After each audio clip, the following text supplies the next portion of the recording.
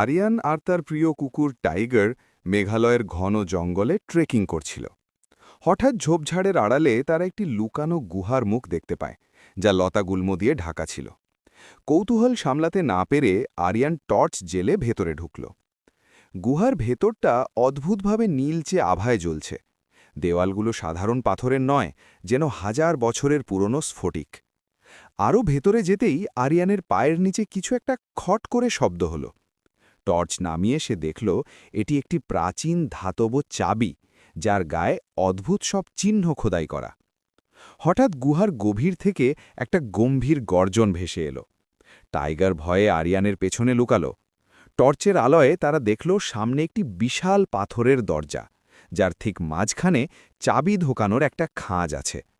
আরিয়ান সাহসের সাথে চাবিটি ঘুরিয়ে দিতেই এক বিকট শব্দে দরজাটি খুলে গেল।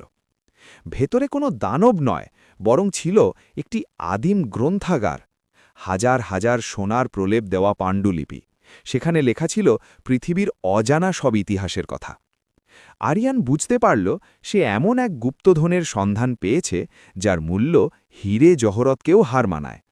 কিন্তু ঠিক তখনই গুহার মুখ ধসে পড়ার শব্দ হল। হাতে মাত্র কয়েক সেকেন্ড সময়। আরিয়ান দ্রুত একটি পাণ্ডুলিপি তুলে নিয়ে টাইগারের সাথে দৌড়ে বেরিয়ে এলো। ঠিক যখনই তারা বাইরে পা রাখল, গুহাটি চিরতরে বন্ধ হয়ে গেল।